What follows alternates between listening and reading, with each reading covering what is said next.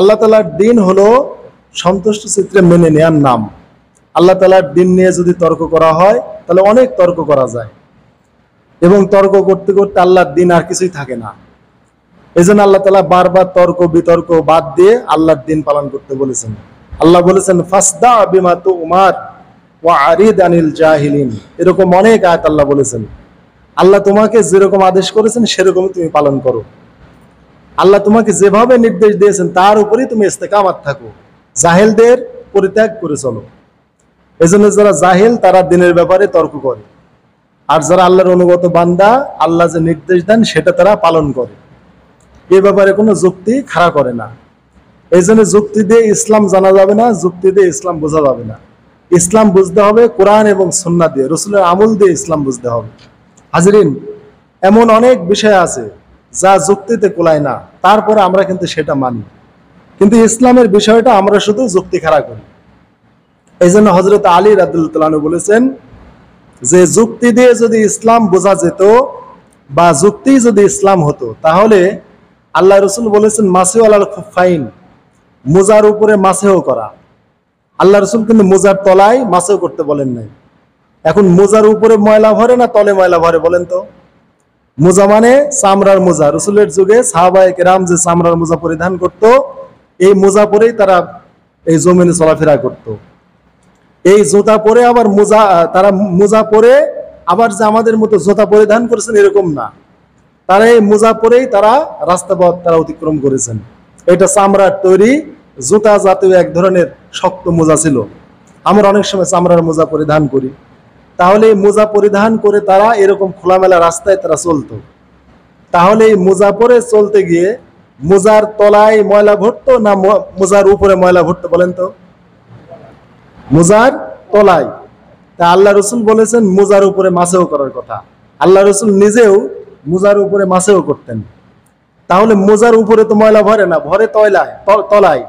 আমরা যে স্যান্ডেল পায়ে দিই বা জুতা পায়ে দিই, জুতার সোলে বা তলায় ময়লা হয়, উপরে কি ময়লা হয়? তাহলে আল্লাহ রাসূল সাল্লাল্লাহু আলাইহি ওয়াসাল্লাম উপরে মাসেও করতে বলেছেন। অর্থাৎ আল্লাহ রাসূল সাল্লাল্লাহু আলাইহি ওয়াসাল্লাম পাক পবিত্র অবস্থায় যখন মোজা পরিধান করতেন, এই মোজার উপরে মাসেও করা সুন্নাত। এটা বিশ্বাস করা ঈমানের অঙ্গ। সহিহ হাদিসে আছে মোজার উপর মাসেও করা। চামড়ার মোজার উপরও মাসেও করা যায়, সুতার মোজার উপর মাসেও করা যায়। দুই ধরনের হাদিসে আছে। ইবনে মাজাহ মাসেও আলাল খুফাইন মাসেও আলাল জারাবাইন, চামড়ার মোজার উপর মাসেও এবং সুতার মোজার উপর মাসেও। তবে সুতার মোজার উপর মাসেও করতে হলে এই মোজাটা একটু উন্নত মানের হতে হবে, মোটা হতে হবে, পুরু হতে হবে।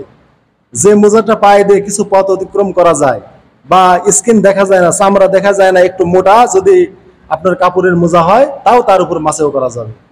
তো মোজার উপর মাসেও করা নবীর একটা সুন্নাত। আল্লাহ রাসূল পাক পবিত্র অবস্থায় মোজা পরিধান করলে তিনি সমস্ত ওযুর অঙ্গগুলো ধুয়ে পা ধৌত না করে তিনি মোজার উপরে এই আঙ্গুল এরকম ভাবে টান দিতেন, অর্থাৎ শুধু মোজার উপরে টান দিয়ে তিনি মাসেও করতেন। তো হযরত আলী বলেছেন যে যুক্তি দিয়ে যদি নবীর সুন্নাত বা আল্লাহর দিন বোঝা হতো বা জায়েজ থাকতো, তাহলে আমি মোজার উপরে মাসেও না করে মোজার তলায় মাসেও করতাম। কেননা আল্লাহ রাসূল সাল্লাল্লাহু আলাইহি ওয়াসাল্লাম মোজার উপরে মাসেও করতে বলেছেন, মোজার উপর মাসেও করেছেন, মোজার তলায় করেন নাই। অথচ তলায় ময়লা হয়, মোজার নিচে বা জুতার নিচেই ময়লা হয়, উপরে ময়লা হয় না বা উপরে নাফাকি ভরে না, নিচেই ভরে। তাহলে যুক্তি দিয়ে যদি দিন বোঝা যায় তাহলে আমি মোজার নিচে আমি মাসেও করতাম বা জুতার নিচে আমি মাসেও করতাম। তাহলে এখন চিন্তা করেন, আপনি যদি মোজার উপরে মাসেও করেন, তলায় কি আছে না আছে এটা আপনার দেখা লাগবে না, আপনার সন্দেহ করার অবকাশ নাই। ইসলাম এই বিধান দিয়েছে। তাহলে এই হচ্ছে দিন মানার নাম, যুক্তি খাড়া না করা। আপনি অনেক যুক্তি দেখাতে পারবেন। আমি এই মোজা পরে রাস্তা চলেছি, আর রাস্তায় চলতে গিয়ে এই তলা দিয়ে আমি হেঁটেছি, তলায় ময়লা ভরা স্বাভাবিক, নাপাকি ভরা স্বাভাবিক, অনেক যুক্তি আপনি খাড়া করে আপনি তলা মাসেও করতে পারেন। কিন্তু আপনি যদি তলা মাসেও করবেন, এটা তো আপনি বিবেক দ্বারা মানে প্রভাবিত হয়ে আপনি চললেন, নবীর সুন্নাত আপনি দেখলেন না। তো এভাবেই মনে করেন বেদাত আবিষ্কার হয় ইসলামে নবীর সুন্নাত বাদ দিয়ে বেদাত আবিষ্কার এভাবেই হয়। অর্থাৎ নিজের যুক্তি একটা খাড়া করে আল্লাহ রাসূলের সুন্নাতকে কনভার্ট করা হয়, পরিবর্তন করে দেওয়া হয়। এই জন্য ইসলাম যুক্তি দ্বারা বোঝা যাবে না। যুক্তি খাড়া করলে অনেক খাড়া করা যায়। আমাদের কাছ থেকে কুরবানি চলে গেল, এই কুরবানি না করার অনেক যুক্তি আছে, যে যুক্তিগুলো খাড়া করেছিল ইহুদি খ্রিস্টান, বিশেষ করে বিগত কয়েক বছর আগে, যে আল্লাহর জাবিহুল্লাহ অর্থাৎ ইসমাইল আলাইহিসসালাম জাবিহুল্লাহ নন, বরং ইসাক আলাইহিসসালাম হযরতে ইব্রাহিম আলাইহিসসালামের অন্য সন্তান ইসাক ছিলেন জাবিহুল্লাহ, অর্থাৎ ইসাক নবীকে আল্লাহ জবাই করতে নিয়ে গিয়েছিলেন, ইসমাইলকে না। আপনারা জানেন যে দেবনারায়ণ মহেশ্বর নামক একজন হিন্দু পণ্ডিত, উনি হাইকোর্টে, সুপ্রিম কোর্টে উনি কেস করেছিল মুসলমানদের বিপক্ষে। এই কুরবানির শুদ্ধতা নিয়ে সে হাইকোর্টে সে রিট করেছিল যে জাবিহুল্লাহ ইসমাইল না, জাবিহুল্লাহ ইসাক, এটা তিনি রিট করেছিলেন। তো এর পক্ষে এই মানে কেসের বিপক্ষে সবচেয়ে বেশি ভূমিকা রেখেছিলেন ডক্টর খন্দকার আব্দুল্লাহ জাহাঙ্গীর রাহিমাহুল্লাহ। তিনি একটা বই লিখেছিলেন তাওরাত, জাবুর, ইনজিল এবং কোরআনের আলোকে জাবিহুল্লাহ, এবং তার এই বই পুস্তক দেখে, দলিল ডকুমেন্ট দেখে হাইকোর্ট সেই রিটটা খারিজ করে দিয়েছিল। অর্থাৎ আল্লাহর কোরআন শুধু না, তাওরাত, জাবুর, ইনজিল অর্থাৎ ইহুদি খ্রিস্টানদের যে ধর্মগ্রন্থ এবং মুসলমানদের কোরআন, এই তিনটা গ্রন্থে আছে যে ইসমাইল আলাইহিস সালাম জাবিহুল্লাহ ছিলেন। আল্লাহ রাব্বুল আলামিন স্বয়ং তো ইসমাইলের কথা কোরআনে বলেই দিয়েছেন যে ইসমাইল আলাইহিস সালাম তার প্রথম সন্তান ছিল। 86 বছর বয়সে আল্লাহ রাব্বুল আলামিন তাকে সন্তান দান করেন। যখন সে ফালাম্মা বালাগা মা হুসায়া, এই ইসমাইল আলাইহিস সালাম যখন তার সাথে চলাফেরার বয়স উপনীত হলো, পিতার কাজকর্মে সহযোগিতা করার বয়স উপনীত হলো, তখন আল্লাহ স্বপ্নে দেখালেন যে তুমি তোমার সন্তানকে জবাই করো। ইয়া বুনাইয়া ইন্নী আরা ফিল মানাম আন্নী আযবাহুকা, হে আমার সন্তান, প্রিয় বৎস, আমি স্বপ্নে দেখেছি তোমাকে জবাই করছি। তাহলে জবাই করা দেখতে পেলেন। এই ছিলেন ইসমাইল আলাইহিস সালাম জাবিহুল্লাহ। তাওরাত, জাবুর, ইনজিল এ সকল গ্রন্থে লেখা আছে অনলি সন, অদ্বিতীয় সন্তান, একক সন্তান, একমাত্র সন্তানকে তুমি জবাই করো। তাহলে ইব্রাহিম আলাইহিস সালামের যখন ইসমাইল ছিলেন, তখন ইসমাইল আলাইহিস সালাম শুধু একমাত্র তিনি অদ্বিতীয় সন্তান ছিলেন। ওই টাইমে দুই ভাই ছিল না। আর ইসমাইল আলাইহিস সালামের কুরবানির ঘটনার পরে আল্লাহ কোরআনে জানিয়েছেন যে হে ইব্রাহিম, তোমাকে আমি ইসহাকের সুসংবাদ দিলাম। অর্থাৎ ইব্রাহিম আলাইহিস সালাম যখন ইসমাইলকে কুরবানি করতে উদ্যত হলেন, এই পরীক্ষা পাশ করে গেলেন, তখন এই পরীক্ষার পরে আল্লাহ তাআলা ইসহাক নবীর সুসংবাদ দিলেন। আর সেটা সারার গর্ভে হয়, আর ইসমাইল হয় হাজেরার গর্ভে। আর সারা বন্ধা ছিল, যখন আল্লাহ রাব্বুল আলামিনের ফেরেশতারা তাকে, এই সারাকে যখন এই সন্তানের সুসংবাদ দিতে আসলো মানুষের রূপ ধরে ফেরেশতারা, তখন হযরত ইব্রাহিম আলাইহিস সালাম তাদেরকে মানুষ মনে করে তার একটা ছাগল বা একটা গরুর বা একটা দুম্বার বাচ্চা জবাই করে তাদের সামনে খানা উপস্থাপন করেছিল যে আপনারা এগুলি খান। কিন্তু তারা বলেছিল আমরা খাইতে আসি না। ইব্রাহিম আলাইহিস সালাম নিজেও জানতেন না যে আল্লাহর ফেরেশতা, তার মানে নবীগণ গায়েব জানে না। যখন বললেন যে আমরা খাবো না, আমরা মানুষ না, আমরা ফেরেশতা, আমরা খাই না, আমরা লূত আলাইহিস সালামের বিপক্ষে এসেছি, তার জাতি ধ্বংস হয়ে যাবে, আর আপনার স্ত্রী সারার গর্ভে একটা সন্তান হবে, তার নাম ইসহাক। আর ওই দরজার আড়ালে আল্লাহ কোরআনে যেটা জানিয়েছেন, সারা আলাইহিস সালাম ওই দরজার আড়ালে ছিল, ফাসাক্কাত ওয়াজহা ওয়া ক্বালাত আযুজুন হাকীম। আল্লাহ কোরআনে যেটা জানিয়েছেন, যখন ইসহাকের সুসংবাদ দেয়া হলো, ওই দরজার আড়াল থেকে সারা রাদিয়াল্লাহু তাআলা আনহা এই কথাটা শুনতে পেয়ে তিনি মুচকি হাসি দিয়ে নিজের হাত তিনি মুখে হালকা আঘাত করে বললেন যে হায়, আমি এত বৃদ্ধ, আমি বৃদ্ধা হয়ে গেছি, আমি বন্ধা, আমার স্বামীরও 100 বছর বয়স, আর এই বয়সে আমার সন্তান হবে। তাহলে আল্লাহ রাব্বুল আলামিন প্রায় ইব্রাহিমের 100 বছর বয়সে ইসহাককে দেয়, আর 86 বছর বয়স আল্লাহ ইসমাইলকে দান করে। তো যাই হোক, ইসমাইল আলাইহিস সালামের জবের ঘটনার পরের ঘটনা বা পরের সুসংবাদ হচ্ছে ইসহাক। তো ইহুদি খ্রিস্টান এরা কেন ইসহাককে নিয়ে এত নড়ে, এর কারণ আছে। কারণ কি জানেন? হযরত ইব্রাহিম আলাইহিস সালামের এই দুইজনের সন্তান ছিল, ইসমাইল আলাইহিস সালাম এবং ইসহাক আলাইহিস সালাম, দুই স্ত্রী দুই সন্তান। তো ইসহাক আলাইহিস সালামের বংশ থেকে অনেকগুলো নবী আল্লাহ পাঠাইছেন। হযরত ইয়াকুব আলাইহিস সালাম, হযরত ইউসুফ আলাইহিস সালাম, হযরত ইয়াকুবেরই 11টা সন্তান থেকে ইহুদিদের 11টা দল হয়। রায়তু আহাদা আশারা কাওকাবাও, আল্লাহ তাআলা বলেছেন যে 11টা নক্ষত্র, চন্দ্র, সূর্য সাজদা করলো। তো যাই হোক, এই বংশ থেকে আল্লাহ তাআলা হযরত ইয়াকুব আলাইহিস সালাম, যাকে ইসরাইল বলা হয়, এখান থেকে বানি ইসরাইল, অর্থাৎ বনি ইসরাইল বা ইহুদি খ্রিস্টানরা হযরত ইব্রাহিম আলাইহিস সালামের দ্বিতীয় সন্তান ইসহাকের বংশধর। তো এই ইহুদি খ্রিস্টানরা এই ইসহাকের বংশ থেকে বেশি হয়েছে, আর আমাদের নবী ইসমাইল আলাইহিস সালামের বংশ থেকে হয়েছে। আর আমরা যে মুসলমান, আলহামদুলিল্লাহ আমরা সমস্ত মুসলমান হযরতে ইসমাইল আলাইহিস সালামের বংশধর। ইসমাইল আলাইহিস সালামের বংশ থেকে আল্লাহ রাব্বুল আলামিন আমাদের নবীকে এবং আমরা উম্মতে মিল্লাতে মুহাম্মদ আমরা তারা আমরা ইসমাইলের বংশধর। আর ইহুদি খ্রিস্টান বা বনি ইসরাইল ওটা ছিল ইসহাকের বংশধর। এই জন্যে তার ঘরে বা ইসহাকের বংশে যেহেতু আমাদের নবী আসে নাই, এই জন্য ইহুদি খ্রিস্টান এরা হচ্ছে ইসমাইলের প্রতি ক্ষিপ্ত। এই জন্য তারা দাবি করলো, হাইকোর্টে রিট করলো যে ইসমাইল জাবিহুল্লাহ না, বরং ইসহাক, নাউজুবিল্লাহ মিন যালিক। তো এই জন্য হাজিরিন, ইসলাম জানতে হবে, বুঝতে হবে। এত যুগ পার হয়ে গেল, ইব্রাহিম আলাইহিস সালামের ঘটনা আজ থেকে কত প্রায় 3500 বছর পার হয়ে গেছে। এত যুগ থেকে এটা চলে আসছে যে ইসমাইল আলাইহিস সালামই জাবিহুল্লাহ ছিলেন, তাকেই জবাইয়ের জন্য ইব্রাহিম নিয়ে গিয়েছিলেন। এতদিন পর, হাজার হাজার বছর পর এই দেবনারায়ণ মহেশ্বর হাইকোর্টে একবারে কুরবানির শুদ্ধতা দাবি করে রেট করে ফেললো। তাহলে মুসলমানদের এতই কাঁচা পাইছে, এতই দুর্বল পাইছে যে এত বছরের একটা ইতিহাসকে এই দেবনারায়ণ মহেশ্বর ভায়োলেট করে ফেলবে, কনভার্ট করে ফেলবে। তো আল্লাহর শুকরে দেখেন যে তাওরাত, জাবুর, ইনজিলের পণ্ডিত এদেশে কয়জন আলেম আছে। তো আব্দুল্লাহ জাহাঙ্গীর রাহিমাহুল্লাহ, আল্লাহর মহা নিয়ামত, তিনি ছিলেন আমার জানা মতে বাংলাদেশি বা বাঙালি আলেমদের মধ্যে তিনি হচ্ছেন এই মানে কি বলা হয়, এটাকে বলা হচ্ছে তুলনামূলক ফিকুল মুকারান, তুলনামূলক ইসলামী শিক্ষা বা অপর ধর্মের সাথে ইসলামের তর্ক বিতর্কে ইসলামকে জয়ী করা, এরকম ইসলাম তিনি শিখেছেন।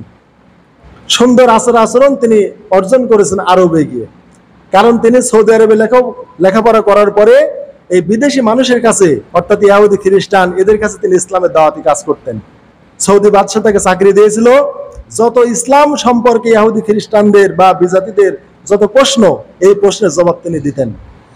এজন্য এগুলোর জ্ঞান আব্দুল্লাহ জাহাঙ্গীর স্যারের অনেক আগে থেকেই ছিল। তো যাই হোক, দেশে এসেও তিনি এই পথেই পড়ে গেলেন। যত ইহুদি খ্রিস্টান, ইসাই, মুসলমান, কাদিয়ান, এদের বিরুদ্ধে লেখালেখি, বক্তৃতা আমার এই স্যার সবচেয়ে বেশি দিয়েছেন। এবং একটা সবচেয়ে বড় গ্রন্থ লিখেছেন বাংলা ভাষায়, পবিত্র বাইবেল পরিচিতি পর্যালোচনা, অনেক সুবিশাল, প্রায় 1000 পৃষ্ঠার একটা বড় গ্রন্থ তিনি লিখেছেন। এই গ্রন্থটা যেদিন তিনি প্রকাশ করতে যাবেন ঢাকায়, সেই দিনই স্যার অ্যাক্সিডেন্ট হয়ে মারা যায় প্রতিমধ্যে। তো এর মানে ভিতরে কোনো চক্রান্ত ছিল কিনা আল্লাহ রাব্বুল আলামিন ভালো জানে। তো হাজিরিন, যেটা বলতেছিলাম যে ইসলাম হলো সন্তুষ্ট চিত্তে মেনে নেওয়ার নাম। আল্লাহর দিন খুশি মনে মেনে নিতে হবে, তর্ক করলে ইসলাম মানতে পারবেন না। যেমন আল্লাহ কোরআনে জানালেন, ইন্নী আজবাহুকা ইন্নী আরাফিল মানাম, সন্তান আমি দেখেছি, তোমাকে আমি জবাই করব।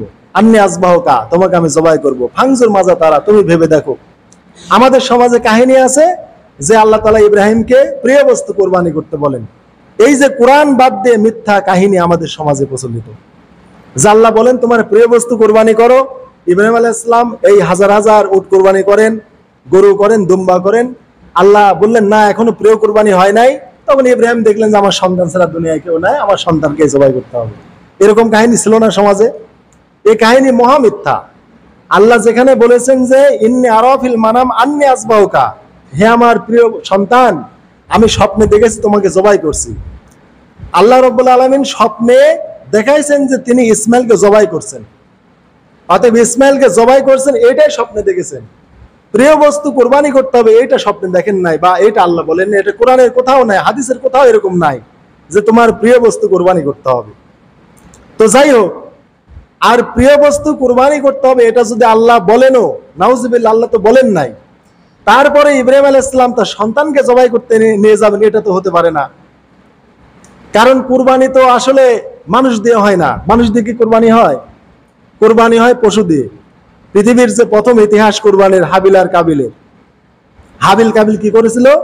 হাবিল আলাইহিস সালাম একটা দুম্বা, মোটা হুষ্টপুষ্ট, যেটাকে আল্লাহ কোরআনে বিজিবিন আজিম বলেছেন, একটা বিশাল সাইজের বলিষ্ঠ একটা দুম্বা তিনি আল্লাহর কাছে কোরবানির জন্য পেশ করেছিলেন। আল্লাহ সেটা কবুল করেছিলেন। তাহলে কোরবানি করা হয় পশু দিয়ে। তাহলে আল্লাহ রাব্বুল আলামিন যদি ইব্রাহিমকে স্বপ্নে দেখাতেন যে তোমার প্রিয় বস্তু কোরবানি করো, তাহলে সন্তানকে কেন তিনি জবাই করতে যাবেন? কারণ সন্তানকে জবাই করার ইতিহাস তো নাই। ইব্রাহিম আলাইহিস সালামের পূর্বে যত আল্লাহ নবী রাসূল পাঠিয়েছেন, কোন নবী রাসূলের যুগে বা কোন উম্মতের মাঝে বা কোন জাতির মাঝে মানুষ কুরবানির ইতিহাস তো নাই। অতএব এই কাহিনী এই মুসলমানরা কেন আবিষ্কার করলো যে তোমার প্রিয় বস্তু কুরবানি করতে হবে?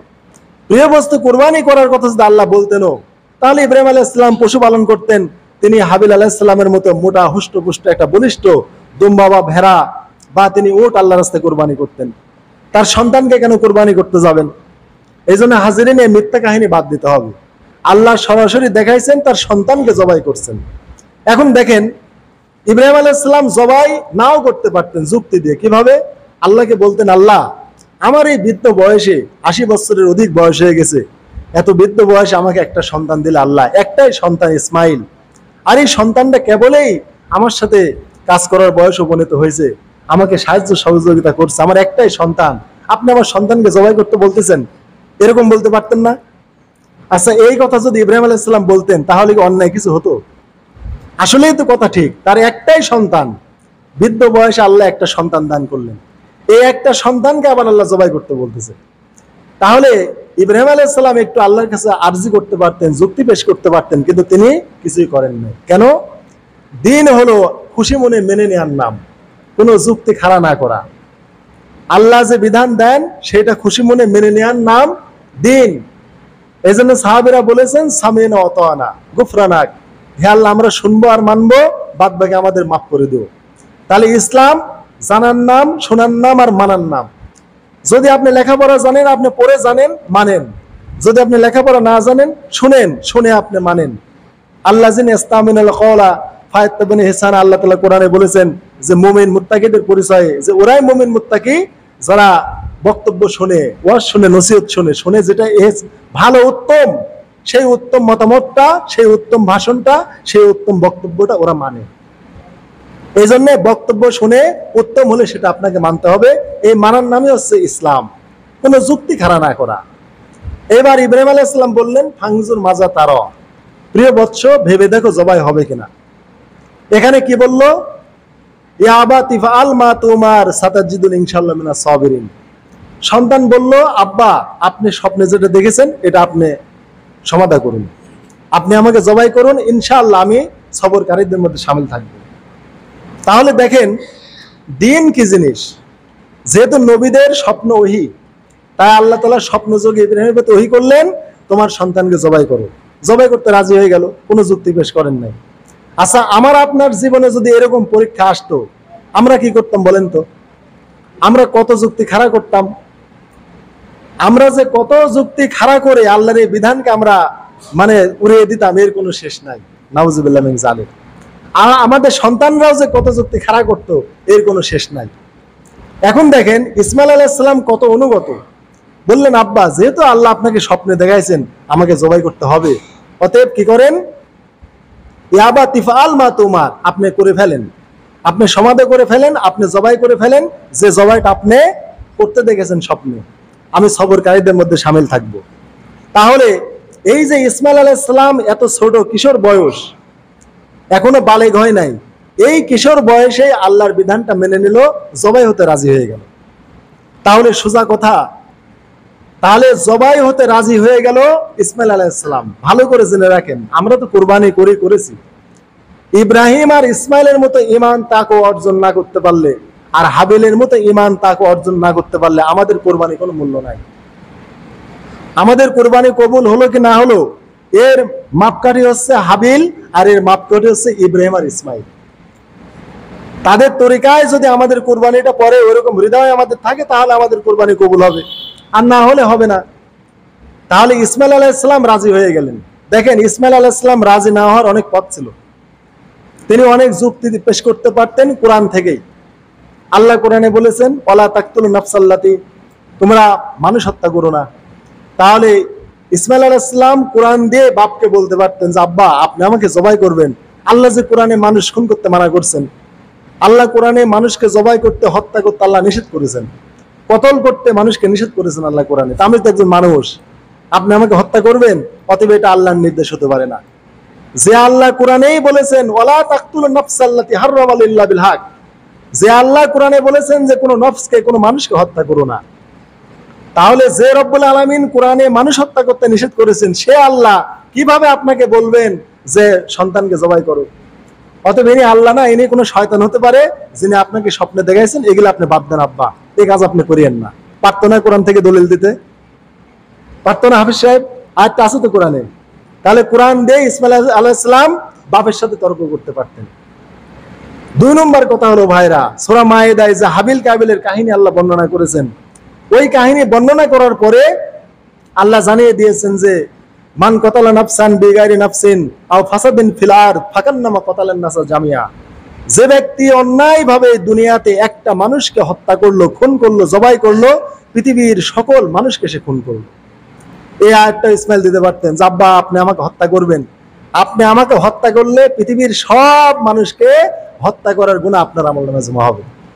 আল্লাহ কোরআনে বলেছেন, হাবিল কাবিলের কাহিনী বলার পরে এটা আল্লাহ বলেছেন। তাহলে আপনি আমাকে জবাই করলে পৃথিবীতে যদি 10 কোটি বা 10 লক্ষ বা 5,000 বা 500 মানুষ থাকে, তাহলে আমাকে জবাই করার দ্বারা পৃথিবীর সব মানুষকে খুন করার আপনার আমলনামায় গুনাহ হবে। তাহলে আপনি কি আমাকে জবাই করে এতগুলো খুনের আসামি বা এতগুলো খুনের গুনাহ আপনার আমলনামায় নেবেন? বাপকে বলতে পারতো না? পারতো কিন্তু। কেননা আপনি আল্লাহ রাব্বুল আলামিনের নির্দেশ পালন করতে গিয়ে আপনি জানটা নিয়ে নেবেন, আমার গলায় ছুরি চালাবেন, আমি না মরেই গেলাম। কিন্তু আপনি আল্লাহর আদেশ পালন করতে গিয়ে আমাকে মারলে আমার একলা জীবন গেল না, আমার জীবন তো গেলেই গেল, পৃথিবীর সব মানুষকে খুন করার গুনাহ আপনার হলো। কোরআন দিয়ে বলতে পারতো। আরেকটি সবচেয়ে বড় কথা বলতে পারতো কোরআন দিয়ে, সেটা হচ্ছে মান কতালা মুমিনান মুতাআম্মিদান ফাজাযাউ জাহান্নাম। আল্লাহ কোরআনে জানিয়েছেন যে ব্যক্তি কোনো মুমিনকে ইচ্ছাকৃতভাবে হত্যা করলো তার ঠিকানা জাহান্নাম। আল্লাহ তার প্রতি রাগ করেছেন, তাকে জাহান্নামের হুমকি দিয়েছেন। তাহলে আল্লাহ কোরআনে স্পষ্টভাবে মুমিনকে খুন করতে মানা করেছেন, মুমিনকে হত্যা করতে মানা করেছেন। ইসমাইল আলাইহিস সালাম বলতে পারতেন আব্বা আমি তো একজন মুমিন, আপনি আমার আব্বা নবী, আমি নবীর সন্তান, আমিও তো ইমানদার। আরে পৃথিবীতে কয়জনই বা ইমানদার আছে? আমি, আপনি, আমার মা, এই কয়েকজন ছাড়া তো পৃথিবীতে ইমানদার নাই। আর সব তো মানে মূর্তি পূজারি, শিরিক করে। আল্লাহর ঘর এখানে তৈরি হবে, আল্লাহর ঘরের পাশে ইবাদতের জন্য আপনি আমাকে রেখে গেছেন আমার মায়ের সাথে। তাই আপনি যদি আমাকে খুন করে ফেলেন, মুমিনকে হত্যা করলে তো আপনি ঠিকানা জাহান্নাম হবে। তাহলে আপনি কি আমাকে জবাই করে মুমিনকে হত্যা করে আপনি জাহান্নামে যেতে চান? আল্লাহ তো কোরআনে বলেছেন মুমিনকে হত্যা করলে সে জাহান্নামে যাবে। আর আমরা তো মুমিন, আমরা এই ঘরের নামাজের জন্য এই ঘরের পাশে আমার মায়েকে আপনি রেখে গেছেন সেই ছোট্ট কালে। আর এখন আমি নামাজি হয়ে গেছি, আল্লাহর ঘর আবাদ করবো, নামাজ পড়বো, আমি মুমিন, আপনি আমাকে খুন করবেন? কোরআন দিয়ে যুক্তি তিনি খাড়া করতে পারতেন, করেছেন? কোন যুক্তি দিয়েছেন? এরকম অকাট্য অকাট্য দলিল কোরআন থেকে দেয়া যায়। আরে বেদাতীদের মাপকাঠি এগুলো, খালি যুক্তি খাড়া করে, যুক্তি দিয়ে বলে আল্লাহ রসুল এটা নিষেধ করে নাই, আল্লাহ রসুল তো এটা মানা করে নাই, কোরআনে কোথায় নিষেধ আছে, এরকম এরকম যুক্তি খাড়া করে। হাজিরিন, যুক্তি কত জানেন?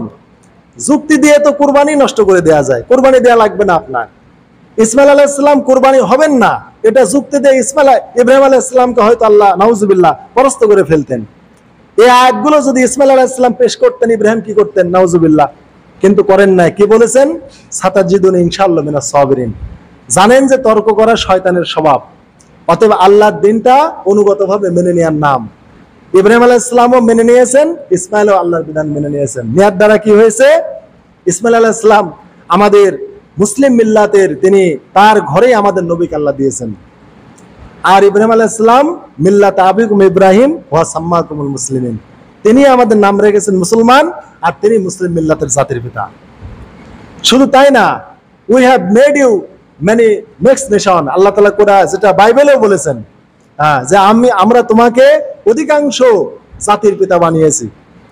এটা ইনজিলের মধ্যেও আছে যে ইব্রাহিম জাতির পিতা, অর্থাৎ ইহুদি খ্রিস্টানদেরও জাতির পিতা ইব্রাহিম আলাইহিস সালাম। এটা ইহুদি খ্রিস্টানদের ধর্মীয় গ্রন্থেও আছে। অতএব ইব্রাহিম আলাইহিস সালাম জাতির পিতা শুধু মুসলিম না, মুসলিম মিল্লাতের জাতির পিতা ইহুদি খ্রিস্টানরাও ইব্রাহিম আলাইহিস সালামকে জাতির পিতা মেনে নেয়। কিন্তু দুঃখজনক, ইহুদি খ্রিস্টানরা ইব্রাহিম ছাড়া আর দ্বিতীয় কাউকে জাতির পিতা মানে না। কিন্তু আমরা মুসলমানরা, আমার বাপের অভাব নাই, আমরা ইদানিং আবার মুসলমানরা কি করি? ওই ধর্মবাপ পাতি, তাই না? ধর্মবাপ, ধর্ম ভাই, ধর্ম মা, এইগুলো করি। এগুলো আপনাকে কে বিধান দিয়েছেন? কে শিক্ষা দিয়েছে? এইগুলি জাহিলি সংস্কৃতি। ধর্মীয় আত্মীয় তো আমার এমনি আছে, ধর্মের দৃষ্টিকোণ থেকে আমার বাপু আমার ভাই, আল মুসলিম আকুল মুসলিম, ইন্নামাল মুমিনুনা ইখওয়া, আল্লাহ কোরআনে জানিয়েছেন সব মুমিন একে অপরের ভাই। অতএব ইমানের দিক দিয়ে আপনার স্ত্রী আপনার বোন, কিন্তু বৈবাহিক সম্পর্কে আপনার স্ত্রী, যেটা আল্লাহ রাব্বুল আলামিন কোরআনে জানিয়েছেন। যখন মিশরের প্রভাবশালী বাদশার কাছে গিয়েছিলেন ইব্রাহিম আলাইহিস সালাম সারাকে নিয়ে, পৃথিবীর অতুলনীয় সুন্দরী ছিল এই সারা রাদিয়াল্লাহু তাআলা আনহা। সেই জালেম বাদশার নিয়ম ছিল যে আমার রাষ্ট্রে যদি কেউ এসে নিজেদের ভাই বোন পরিচয় দেয় তাহলে ওই মেয়েকে সে খারাপ কিছু করতো না, আর স্বামী স্ত্রী পরিচয় দিলে তাকে খারাপ কাজ করত এবং হত্যা করত। ইব্রাহিম আলাইহিস সালাম স্ত্রীকে বললেন, দেখো তুমি আমার স্ত্রী, কিন্তু তোমাকে আমি বোন বলবো, কেননা তুমি ইমানদার, আমি ইমানদার, আর এর মুলুকে তুমি আর আমি ছাড়া আর দ্বিতীয় কোনো মুমিন নাই। অতএব ইমানের দিক দিয়ে, ইসলামের দিক দিয়ে তুমি আমার বোন। তাই বলেছিলেন যে কে, আর ইব্রাহিম আলাইহিস সালাম বলেছেন এ হচ্ছে আমার বোন, অথচ সে কিন্তু স্ত্রী। তাহলে বউকেও বোন বলা যায়।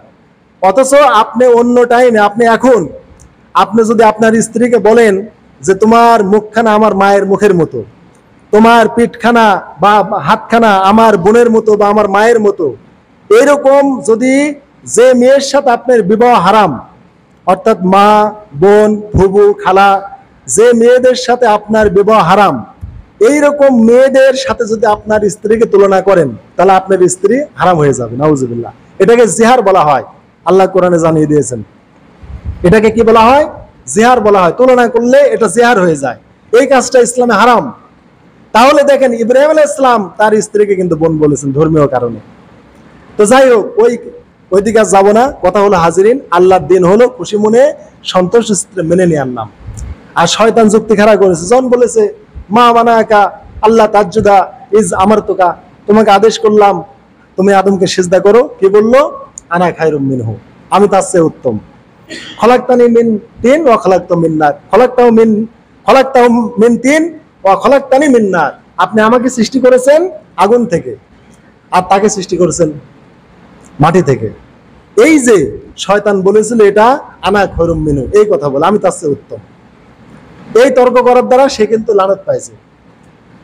আর শয়তান যদি আল্লাহ রাব্বুল আলামিনের ফেরেশতারা যেভাবে আদমকে সাজদা করেছে ওইভাবেই যদি সাজদা করত, ফেরেশতারা যে রহমত পাইছে সেই রহমত শয়তানও পাত, এবং শয়তানকে কোনোদিন জান্নাত থেকে বের করে দেওয়া হতো না। তাহলে আল্লাহর একটা নির্দেশে যুক্তি খাড়া করার কারণে শয়তানকে জান্নাত থেকে বের করে দেওয়া হয়েছে। তাই আল্লাহর বিধান হাজিরিন, এই যে কুরবানি করলাম, আল্লাহর বিধান খুশি মনে মেনে নেওয়ার নাম। আপনার সন্তান সন্ততিদেরকে আল্লাহর দিন মানাতে হবে, আল্লাহর বিধান পালন করার শিক্ষা দিতে হবে। আপনার সন্তান 7 বছর হয়ে গেছে, 10 বছর হয়ে গেছে, নামাজের তাগিদ দেন। আল্লাহ রাসূলের হাদিস, 7 বছর হলে নামাজ পড়তে আদেশ করো, 10 বছর হলে নামাজ না পড়লে প্রহার করো। আপনি আমলটা করতে পেরেছেন? ইব্রাহিম আলাইহিস সালাম আর ইসমাইলের কাহিনী এটা শুধু এই কুরবানির কাহিনী না। ফালাম্মা আসলামা, আল্লাহর বিধানের কাছে নত থাকা, অনুগত থাকা। এখানে দ্বিবচনের সিগা ব্যবহার হয়েছে, ফালাম্মা আসলামা। আসলামা টান আছে, মানে বাপ বেটা দুইজনই আল্লাহর বিধানের কাছে অনুগত। তা আপনি বাপ, আপনার সন্তান আছে, আপনি আল্লাহর বিধানে অনুগত, সন্তান অনুগত না, তাহলে আপনার কোরবানি নষ্ট হয়ে যাচ্ছে। অতএব বাপ বেটা পরিবারের সব সদস্য যদি আল্লাহর বিধানের কাছে নত থাকতে পারেন তাহলে আপনার কোরবানি কবুল হবে। আর আপনি জুমার নামাজে আসেন, আপনার বেটার কোনো খবর নাই। আপনি বেটাকে কোনো সময় বললেন না বেটা জুমার নামাজে যেতে হবে, না গেলে তোমাকে কিন্তু আমি প্রহার করবো, তোমার খানা বন্ধ করে দেব, কোনোদিন বললেন না, আপনার কোরবানি কবুল হচ্ছে না। কারণ আল্লাহর ইবাদত করতে হলে অনুগত থাকতে হবে। কিন্তু হাজিরিন, আজকে জুমার নামাজে আপনারা হাত তুলে দেখাতে পারবেন কেউ যে আমি নামাজে আসার আগে আমার সন্তানকে আমি ডেকেছি যে বাবা আমি জুমার নামাজে যাচ্ছি, আমার সাথে তুমিও চলো? এরকম কয়জন বাবা আছেন? আর ওই সন্তানও কি বলেছে আব্বা আমি আপনার সাথে যাচ্ছি?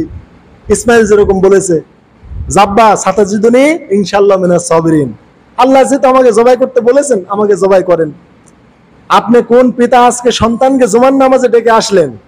সন্তানকে তো জবাই করতে আল্লাহ বলে নাই, আল্লাহর একটা ফরজ বিধান, এই বিধানের সামনে আপনি অনুগত হলেন না, এই বিধানের সামনে আপনি নত হলেন না, সন্তানকে জুমার নামাজে ডাক দিলেন না। আর আপনার এমনই সন্তান আপনি ডাকলেনই কিন্তু অনুগত হলো না, তাহলে তো আপনি ওই নূহ আর কেনানের মতো হয়ে গেলেন, আর ফেরাউন আর আসিয়ার মতো হয়ে গেলেন। এরকম হলে কি হবে? আপনি একলাই জান্নাতে যেতে চান? আল্লাহ বলেছেন কু আনফুসাকুম ওয়া আহলিকুম নারা, নিজেও জাহান্নামের আগুন থেকে বাঁচাও, আহল পরিবারকেও বাঁচাও। হাজিরিন, আপনার সন্তানকে কেউ যদি একটা চর মারে, মুখ খারাপ করে, গালি দেয়, তাহলে আপনি কিন্তু মেনে নেন না, আপনি সমাজে বিচার ডাকেন, প্রতিশোধ নেন। কিয়ামতে কি করবেন? আপনার সামনে আপনার সন্তানকে দুমড়ে মুচড়ে ফেরেশতারা জাহান্নামে নিয়ে যাবে, আপনি সেদিন কি করবেন? কার কাছে নালিশ করবেন? কার কাছে কৈফিয়ত দিবেন? আজকে দুনিয়া একটা অন্যায় করলে তার যদি সাজা আসে, আপনি কত কি করেন, আখিরাতে কি করবেন? লা ইয়াসুনাল্লাহ মামারাহুম ওয়া ইয়াফুলুনা মা ইউমারুন, ফেরেশতারা এমন কোনো ঘুষ খায় না, আল্লাহ যে আদেশ করেছেন সেটাই শুধু তারা পালন করে, ছাড়বে না তারা। ইন্না বাদশা রাব্বিকা লাশাদীদ। হাজিরিন, কুরবানির শিক্ষা নেন। রাস্তায় দেখলাম এই যে কুরবানি করেছে, রক্তগুলো এখনো জমা হয়ে আছে, বৃষ্টি হয়ে গেছে, দুর্গন্ধ ছড়াচ্ছে। এটা কি কুরবানির বিধান? এই যে হরিপুর ব্রিজ থেকে শুরু করে আমি হাতেগুলো বাজারে গেছিলাম বুধবারে, দুর্গন্ধে যাওয়া যাচ্ছে না, 1 কিলো রাস্তা দুর্গন্ধ। এটা কি শিক্ষা দিছিলাম ঈদের আগে? তাহলে এই যে একটা কুরবানি করলেন আর মানুষকে কষ্ট দিলেন, কুরবানি করা ওয়াজিব, আর মানুষকে বা পথিককে কষ্ট দেওয়া হারাম। শুধু তাই না, ইমানের একটা দুর্বলতম শাখা রাস্তা থেকে কষ্টদায়ক বস্তু দূর করা। আল্লাহ রাসূল সাল্লাল্লাহু আলাইহি ওয়াসাল্লাম বলেছেন, রাস্তা থেকে কষ্টদায়ক বস্তু দূর করা ইমানের একটা শাখা। লা ইলাহা ইল্লাল্লাহ বড় শাখা, আর রাস্তা থেকে কষ্টদায়ক বস্তু দূর করা ইমানের একটা শাখা।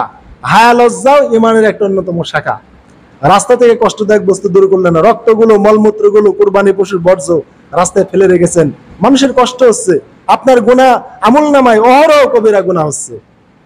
আপনি কুরবানি গেলে কি কুরবানি বলা হয়? কুরবানি করেছেন গোশত খাওয়ার জন্য, আপনার গোশত ফ্রিজে উঠে গেছে, রাস্তা যত নোংরা হয় হোক। রাসূলের হাদিস, মান আকালা তাইয়্যিবা ওয়া আমিলা ফি সুন্নতি ওয়া মিনান নাস বাওয়াইকা দাখালাল জান্নাহ। যে ব্যক্তি হালাল খেলো, তারপরে মানুষকে কষ্ট দিল না, আমার সুন্নত অনুযায়ী আমল করলো, সে জান্নাতে যাবে। আজ কুরবানি বিগত 2 সপ্তাহ হয়ে গেল, আজ 14-15টা দিন ধরে এখনো প্রতীক কষ্ট করছে, দুর্গন্ধ ছড়াচ্ছে, রোগ জীবাণু ছড়াচ্ছে, এগুলি কুরবানি না। আপনার কুরবানি নষ্ট হয়ে যাবে এই মানুষকে কষ্ট দিলে পারে। এই জন্য হাজিরিন, কুরবানি যে শিক্ষা দেয় সেটা হচ্ছে আল্লাহর বিধানের কাছে অনুগত থাকা, নত থাকা, অবনত থাকা। যেটা শুনবেন আমলের চেষ্টা করবেন, মানবেন। সন্তান সন্ততিকে নামাজের তাগিদ দেন, নামাজ